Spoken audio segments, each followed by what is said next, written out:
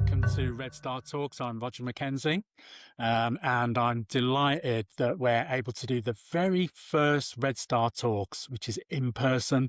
I'll introduce our brilliant guests in a few moments, but the first thing I want you all to do is press that like button, subscribe to the channel, and make sure you share this interview, but also the other interviews that we've done as well. We're coming from the Cultures in Resistance gathering, I call it, because it's not a conference really, it's people coming together to look at ways of moving forward. But it's the Cultures in Resistance gathering in Wortley Hall in South Yorkshire. And the whole purpose of this is to come together to look at ways that we can use culture to make sure that we can move things forward. We all know that the current environment that we're in is really challenging, to say the least, but we can't be discouraged. We have to find ways of being able to move forward. And I think what you'll find from this discussion is that there's lots of things going on, not just in Britain at the moment, but across the globe that we really can learn from if we choose to look. I want to, first of all, acknowledge Manifesto Press, who are producing these talks, also Red Star Media and the Morning Star. Many of you will know I'm the international editor of the Morning Star, which is the world's only English language socialist daily newspaper. Can I introduce our brilliant guest? We were joking earlier on, but in fact, it's not a joke, that these two are now part of my family. We have Nigel Flanagan, who is my brother from way back now, and we done so many kind of organising work together. Nigel is, for me, one of the most important union organisers that I've ever met, and is still a union organiser. And for me, one of the people who's looking at one of the key issues for us, the Manifesto Press, and many of you will know that I've spent my time looking at, is how can we decolonise the trade union movement, but also joined by Molly Dhlamini. I'll get it right. And Molly, those of you who've read African Phoenix will know that probably bought the book because of the foreword that was done by Molly, which is, many people have said to me, I think really cheekily, that it's the best bit of the book. But Molly is a former student activist, former activist with the National Union of Mine Workers in South Africa. He's also now on the Central Committee of the South African Communist Party, and is also the Deputy International Secretary of the Communist Party as well. As we're talking about the Communist Party of South Africa, it's really worth maybe starting off, Molly, with just an acknowledgement of an important anniversary that's coming up. Chris Hani. Yes. We greetings to you. And greetings to my other brother, Nigel. Yeah, we're family. Yes, exactly. Yeah, and to the viewers. So South Africa will be commemorating the 33rd anniversary of the assassination of Chris Hani, who was sadly assassinated in 1993, just a year before we held our very first democratic elections. And maybe we may even dare to say that his death, or rather his assassination, ushered in this democratic dispensation, because it really put pressure on the system for these elections to take place, because it happened at the time when the negotiations were still going on. Yeah, so and we'll forever remember him for his radicalness, his sharpness. He was also a former MK leader, Umkhonto weSizwe, the military wing of the ANC, and obviously the General Secretary of the South African Communist Party at the time. Yeah, and he really believed in the transformation of society in the most radical way. Yeah, so we really, commemorate this on the 10th of April, which was the day when he was assassinated.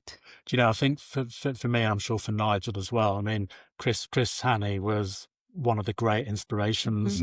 So this is something I think that not just people, comrades, brothers and sisters in South Africa need to commemorate and remember, but I think more broadly as well, because I know for me, the first time I ever went to South Africa was literally weeks before the first democratic elections.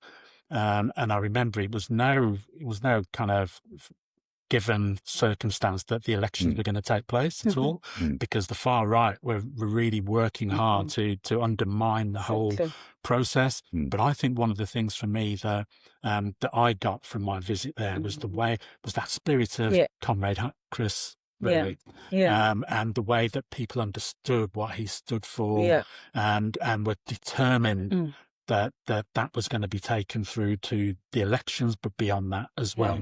So I mean, one of the other things that I saw, Molly, when I was in South Africa, and I've seen it since as well, was the way that culture is used as a kind of key part of the movement, of the labour movement there.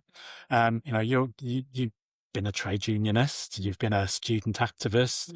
Can you maybe say a little bit about how, you know, the role of culture in movement building and, you know, kind of building resistance? Well, I'll start about singing, because you know about the singing, you know, the doi doi, and I may say for South Africans, you know, there's no struggle without song. And you know, so the chanting is part of that struggle, and the toy, the dance. So it's the dance and the song, whether we're crying or whether we're celebrating. But this is something that characterized the South Africa struggle at home, but also in exile. In exile, you know, those that were in exile would sing songs about home, about songs about being in the bush, songs about leaving their parents and going to places where they know no one. And this was basically used as a way of survival, as well. And you know, even the current national anthem of South Africa, the Zulu Xhosa part and the Sotho part, it was about that song, because yes, Nkosi Sigelela iAfrika, Morena Buluka Africa. And this is the song that used to be sung when meetings start or when meetings end, you know. And so it became a rallying song. And interestingly, it was adopted by other Southern African countries as part of their anthems, their own national anthems. And that's how powerful song was in the struggle. You know, I've got a little story. So the second time I went to South Africa was for the World Conference Against Racism in 2001, so 25 years ago. And on one of the last kind of days was they were going to have a big rally, and Fidel Castro was going to speak, and I'll tell you more about that bit in a minute. But we had the march, and they toy-toyed the whole way. Yes.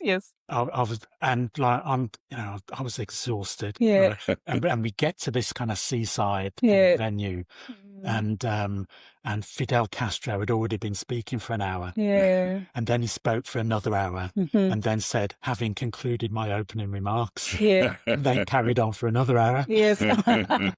Like there's all of these dignitaries waiting for him to kind of. It was I mean, one of the most important moments for me in my life. I mean, Nigel. I mean, one of the things for me about culture is that it's often seen through a particular lens. And I think people forget that, you know, the importance of culture for the kind of building of movements in the global South. But there is also a culture of resistance in Britain and in the North as well. I mean, how do you see it from the kind of belly of the beast? Well, I think culture is at the core, really, of resistance. And, I've been lucky enough to see what happens in South Africa when you have a political meeting. It's just amazing. It's like an entire gig. And it is culturally different in the West and particularly in Britain, but it's still very important. And I always think one of the best examples of culture meeting with resistance and becoming part of that organisation of resistance is the Rock Against Racism campaign in England. Mass racism, a far-right organisation, the National Front, on the streets, intimidation, violence. The answer to that was partly to mobilise the youth through the cultural use of rock music and black music. So what they said was, when we do a gig at Rock Against Racism, it will always be a punk rock band and a reggae group. Yeah. And, all those tens of thousands of young people who came to the gigs were going, oh, hang on, I've never been to see reggae before. Yeah.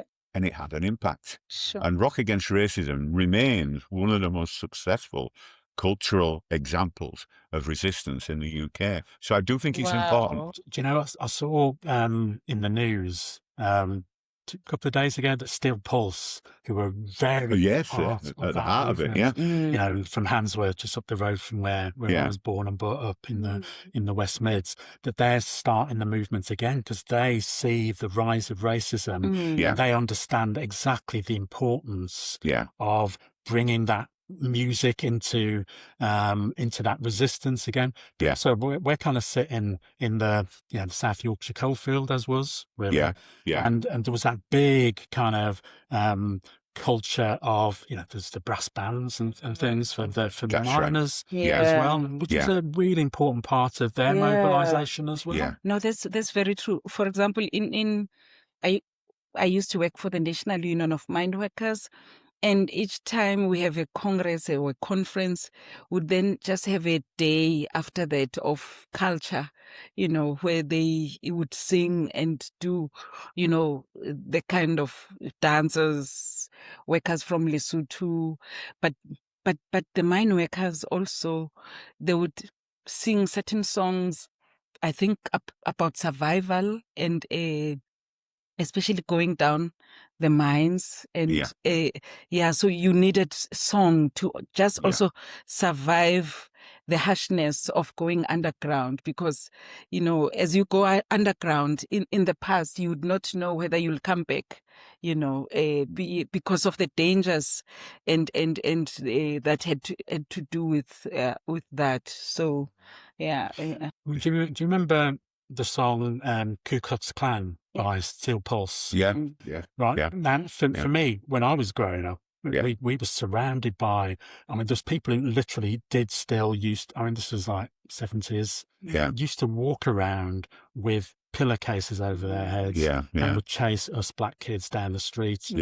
And so when I heard that song, it was talking to me about my experience. And for me, that's basically what you're both saying, is that if it doesn't talk with people about what they're experiencing every day, so people talking about their lives and how they survive, but it's a collective feeling. And I think part of that is ownership of culture, because what often happens is culture is kind of referenced as some kind of highbrow middle class thing that perhaps involves opera and classical music, and that's a culture of sorts. But the culture we're talking about is a culture that comes from our communities, our workplaces, and there's always a counterattack to trying to co-opt our culture and turn it into, the Clash used to sing, you think it's funny, turning rebellion into money. And actually, that line, I think, is one of the most important ones, because that is what happens. If they can't defeat the culture head on, they will try and co-opt it. And there have been a lot of successful examples of that. But it's almost like, they're putting the finger in the dam sometimes, in the hole in the dam wall, to try and stop the water, because it'll come out somewhere else, whether it's film, books, or some other. And dance is another, good example of that. I remember dancing. I know it's difficult to imagine me dancing through the streets of... You're right. And I'm not going to do a dance. Please don't. But I took part in a huge demonstration in Nairobi by Kenyan workers. And that was just one long dance. And it was an amazing spectacle, you know, on the one hand, but also it was part of identity. You know, it's kind of like it was unifying the march. It was unifying the demand, if you like. Yeah. So how? I mean, maybe starting with you, Molly. Yeah, I mean, the challenge of when these organisations kind of try and co-opt our culture. How can we challenge that? You know, how can we break our way through those sorts of things? When you know, one of the things I remember the most is one of my great heroes, Angela Davis. Yeah, there was a time when you couldn't move there was a T-shirt with Angela Davis on, and the same with Malcolm X. You couldn't move when people had the big, you know, caps on with X on and stuff. How can we reclaim our culture when they try and steal it from us? Please make another example. I'm just trying to get back at... No, I'm just thinking that there's all of these times when, you know, our culture, which is important to us, and when, as Nigel was saying, when they see that this is important to us, they try and steal it from us, and they try and monetize it. Which is the main thing that they do. They say, well, we can make a few bucks here. And then they try and steal it from us. How can we break through some of that? Sure. It's a difficult one, because I think it also just goes with the whole capitalist system logic that it will take anything and everything, you know, for profit maximization. So I just think what is important for us is to document. Document, but also just make sure that we own it. But it's also difficult sometimes when you don't own the means of production, because it means, you know, the base continue to determine the superstructure. Those that control the means of production also control, you know, what happens in culture. So it does become a very difficult task. But I think if we are conscious about it and we become deliberate to say we will preserve our culture, because it's possible. If you think of countries that were colonized, but they were able to retain their cultures despite that colonization project. So it means the space to resist is there, as long as you are just conscious and you continue to teach, you know, teach the younger generations to understand the importance of preserving the culture and keeping it alive. I mean, it's amazing how, for me, Soweto was a township of resistance, but it's amazing that those that benefited from apartheid continue now to benefit as they bring tourists to Soweto, you know, meaning they're making money out of Soweto, and yet they are not the ones that bore the brunt of the apartheid system and regime and police disruption during the times when we experienced that. Those of us who grew up and were born in Soweto. It's interesting, isn't it, how sharp, like a razor, the politics become in a situation like this. Because I was just thinking then of the musicians' boycott of apartheid South Africa, and the political arguments that raged with some self-serving people who said, well, I do want to go play at some city. It's about freedom of expression. Now, the argument then doesn't just become about the injustice of apartheid. It also becomes about, well, what do you mean freedom of expression? For who? For you, but not for the people who live there. You know, and we're seeing an exact repeat of it now over Israel. Where there are musicians who are making the brave stand of saying, I refuse to play in Israel, or I will not perform in Tel Aviv in front of the Israeli youth or wherever. And then we get other people who are being fed by the media and the state to argue, well, no, this is not about Israel. This is about freedom of artistic expression. And I want to go play my music. So they can't avoid it and we can't avoid it. The arguments about culture end up being arguments about politics. That's exactly where I wanted to take the discussion, actually, because for me, you can't have a discussion about culture in isolation from what's going on in the world. And we've got all of these things happening in the world at the moment. We've got obviously what's been happening in Iran, in Sudan, in South Sudan, in Congo, in Ukraine, but of course also in Cuba as well. And we've got this also, for me, it is a genocidal thing that they're trying to do. They're trying to destroy the Cuban people. And all of that culture as well. So you can have as many discussions, it seems to me, as you like about the importance of culture, dance, singing, music, writing, poetry, all of that stuff, all important things. But when the world's on fire, for me, it's no less important that we grab onto and understand the importance of culture. So how can we build communities of resistance that are going to make a difference to those people in the firing line in places like Cuba? Because for me, you can have the big thing about solidarity, which you both know, I'm sure, is that quite often, and particularly around the labour and trade union movement, it's been seen as, well, we'll just send a few important leaders off and stay in nice hotels somewhere, and that's solidarity, and it makes not a blind bit of difference to people. So how can we build these communities of resistance in place that's going to make a difference for people like Cuba? We were talking off camera a couple of days ago, Molly, about the work that the South African Communist Party is doing around solar panels to try and support people in Cuba. Maybe you could say a little bit about that.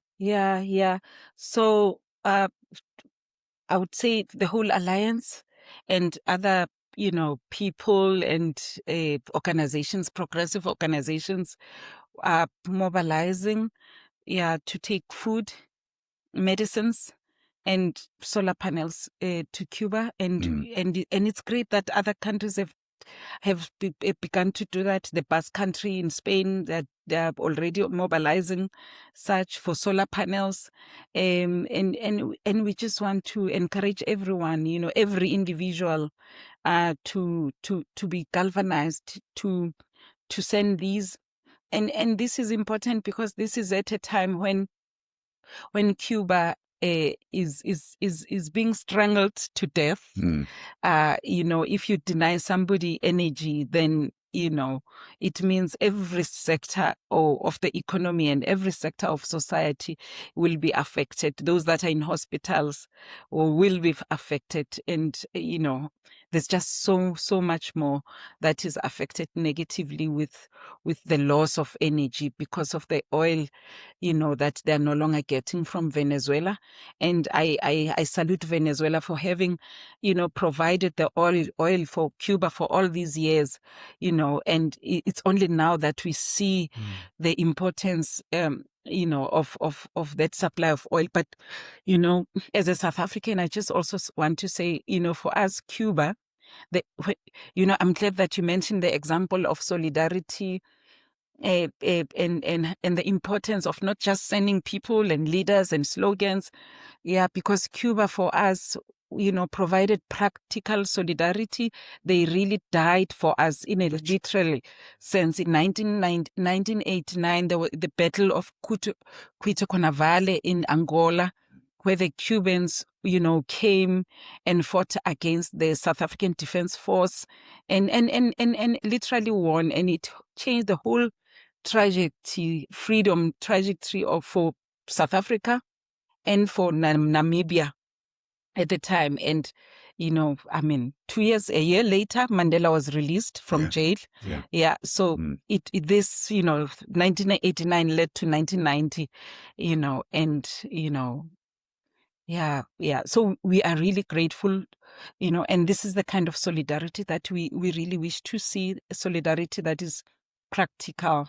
Not just. I think Cuba's a great example, because Cuba is presented as the devil incarnate by Trump and the people on the right in the United States and Western Europe. Yeah.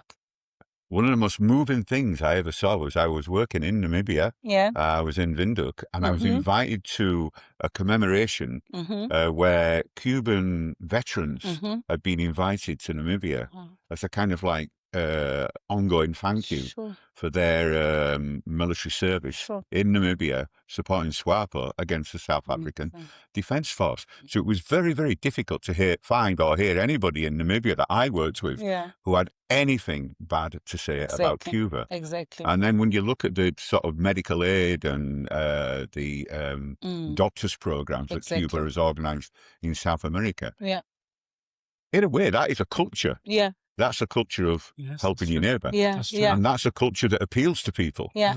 So Cuba actually has got... Even during COVID. Yes. Even during COVID, yeah. Ebola in West Africa. Ebola in West Africa, yeah. So, one of the things we saw last night was a whole kind of play about community and solidarity and working class community in Manchester and Moston and Manchester and how they stuck together throughout all the difficulties. But it was a celebration of our culture, the celebration of working class people, what it means to be working class. And there was lots of different kind of interpretations for them about some of which I agreed with, some of which I didn't, but it didn't matter whether I agreed or not, because this was their kind of interpretation of the importance for them of living in that community. And for me, that's kind of what you've just said, both of you, in terms of people standing together. And for me, that's the biggest cultural issue, is what it is the importance of working class and peasant communities across the globe standing together. Because the biggest example, or one of the biggest examples that I can remember, is the importance of that for the people of South Africa, without people standing together throughout all the hardships. And throughout all the difficulties that exist now, it wouldn't have happened without people standing together, without people standing together in working class communities in Britain as well, despite people trying to split us apart from each other, which they're trying to do on an international scale now. Without people sticking together, we don't win. We have no chance. I mean, I want to kind of move towards... I think it would be wrong not to give perhaps maybe one of the biggest examples that we've seen in recent years of people standing together and organising together. In the last few years, we've seen 3 of the biggest strikes in human history in India. Nigel, do you want to say a little bit about those strikes? It always absolutely staggers me that we've had the 3 biggest strikes in human history, general strikes, in the last 3 years in India, involving up to 300 million workers. And in the British trade union movement, it's kind of like, oh, really? The level of disinterest is staggering. And I think this is what Roger and I have tried to sort of deal with before now, is this: when we talk about the decolonising of the trade union movement, we're also talking about the decolonising of the minds of the trade union movement. Why are we not talking to the Indian trade unions about how on earth did they organise that? These are millions of workers in sectors that are far more fragmented, far more deunionised, and far more exploitative than they are in Western Europe or North America, and in 10 competing trade union confederations. And they all got brought together and delivered. And this is the bit that's missing: successful general strikes, because they pushed the government back on some of the privatisation and employment law changes, and particularly in terms of food prices in the agricultural sector. The strikes were successful. So for me, it's like, well, why are we not inviting Indian trade unionists over here to tell us and explain to us and teach us and show us what they did? Yeah, you'll have one successful teachers' strike in the United States, and I'm not denigrating that in any way at all. It's great that they won in Chicago, 27,000 teachers on strike, brilliant victory. But we were flooded with people visiting the British trade union movement to talk about that struggle. Whereas in my mind, the Indian general strike is far more significant and far more instructive. But we have to look at the reasons why we're not inviting Indian comrades, brothers and sisters, to come and talk to us. And the other one that's always missed off the agenda in most places, not all, is the role of the trade unions in South Africa in overthrowing apartheid. Absolutely. Everybody seems to think it was all about, not buying a Paul Simon record during the boycott. You know what? It wasn't just about that. There were other things going on. Let's talk about the Cubans. Let's talk about the strikes. Let's talk about the resistance and the culture and the ongoing struggle even now in South Africa. So, I do feel that this is a really important part of our work as internationalists, as communists, is to say we have got to stop just navel gazing, looking at ourselves. We have to listen to what is happening. And I a little plug, I did write about that in my book, Go South, but it's not just India. There are other examples, particularly in Africa, that are just completely ignored. And that is holding us back because we're not learning from our international experience. Sure. One of the reasons why the three of us kind of connected with Manifesto Press is because I think they get that as an idea that we need to tell our own stories, which kind of brings me to the kind of last bit really, because I want you to say a little bit about the kind of projects that you're working on, and start with you, Molly, because we've been hassling you for some time now. Basically, yes, and we're on camera. Yes, so this is important. Right. So, Molly, I know you've been giving some thought to writing your first book with Manifesto Press. So maybe some initial thoughts that you might have about what that might look like. Yeah, well, some initial thoughts are that talking about the South Africa's transition, from apartheid to a democratic dispensation. Yeah, and the question that I want to ask is, what's missing? Yeah, what's missing? And and what's missing? It's still that economic freedom. Yeah, so looking at those kind of things, aspects of what's missing, to consolidate this, project, democratic dispensation project. I'll tell you, if your book is even half as good as the foreword that you wrote for my book, right? This is a book that everybody needs to read. Really, I'm really looking forward to that. Nigel, what you're working on? At the moment, my big project is I am writing a biography of Jack Jones, a very famous British trade union leader. Now, here I am, on the one hand, saying we should be looking at global union leaders, not British ones. But I think Jack Jones is quite unique. He fought in the Spanish Civil War against fascism, was injured, and he started a whole rank and file organising movement inside his own trade union. I'm particularly interested in the beginning of his life, because at the beginning of his life, he's very much shaped by the fact that at 14 years old, he went to work on the docks. His family were housing immigrants as an alternative sort of income. And he started from a very, very internationalist background. So I'm writing the biography of Jack Jones, and I'm hoping, Molly, that you'll write the foreword now. That I've heard how good you are at forwards. That'll get the sales. Really well. I mean, I think I'm honoured and humbled. I'm thinking about whether to ban you from writing, because at least we'll get an actual reflection of whether people are buying it because of my writing or yours. But I just want to give two quick plugs then. Firstly, there's a film called London Recruits that I think it's important to mention as well, that if folks haven't seen, they really should try and see, because this talks about some of those international solidarity on a practical level, frankly. Exactly what we've been talking about. And why in Britain and it was the British young people that came to South Africa, under the leadership of O.R. Tambo. At the time was the president of the ANC, and obviously working with our beloved Ronnie Kasrils, yes, who did the recruitment. Yes. Yeah. He's also a person of culture and resistance. He mixes culture with resistance.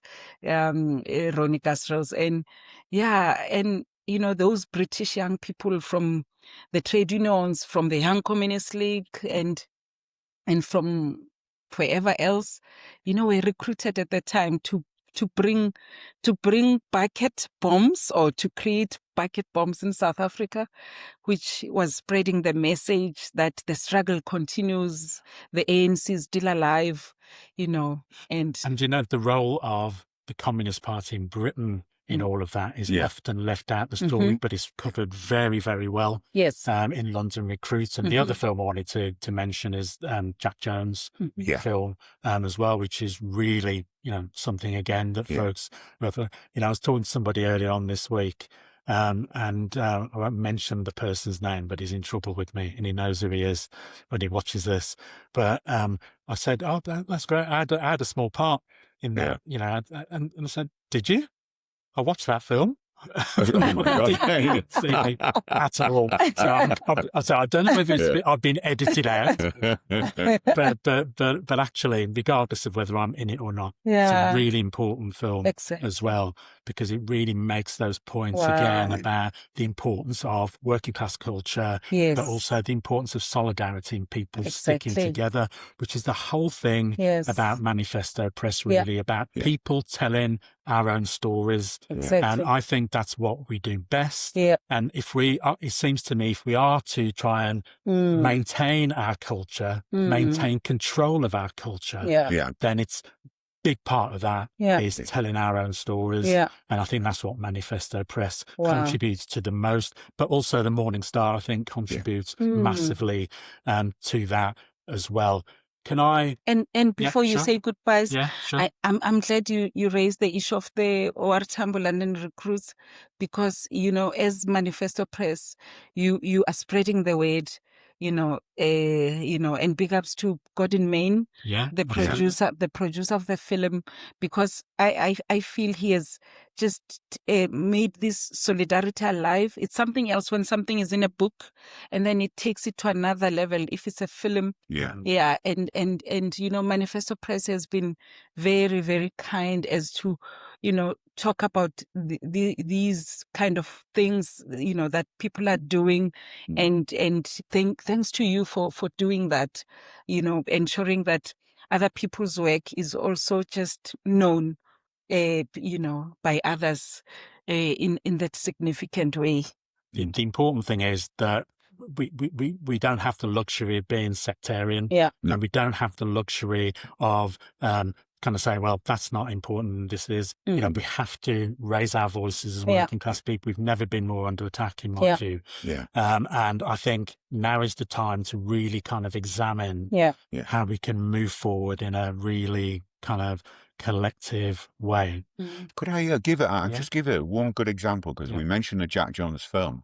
The Jack Jones film was produced by a production company based in Liverpool, incredibly successful company called Hurricane Films, who were partly formed by the members of the equally successful rock band The Farm, who produce a fantastic anthem altogether now, and are now producing films and stories, all of which are about our culture and about our resistance. So I think they're a great example of how culture can be weaponized for our side. And I think it's worth mentioning that they're a good example. Wow. Comrades, can I thank you both? We have to do this again. Yes, we will. So we have to find a way that we're either in England or we're all in South Africa to do this again. But we must do this again, because that was really rich for me. Genuinely, from the bottom of our heart, family. Thank you so much. Can I again thank our guests, Molly and Nigel, for being with us on Red Star Talks. I mean, I just feel really inspired, and I hope you all feel as inspired as I do at the minute. Can I remind you, click that like button if you haven't already done it. This is a way of defeating those people who have these algorithms that say they don't want to have working class voices being heard, and we're trying to make sure working class voices are heard. That's what this is about. So click the like button, subscribe to it, share it to your friends, and tell them that if we want to build a movement that's going to make a difference, then we have to express our voices in ourselves. It has to be our own genuine voices. So can I thank Manifesto Press, Morning Star, Red Star Media for supporting this podcast. Look forward to seeing you all again. Subscribe, hit the like button. I'm going to keep repeating it, and you're going to get bored to death, but it is really important that we get as many people looking at these sorts of conversations as we possibly can. Thanks so much. Stay well, stay safe, and solidarity to you all.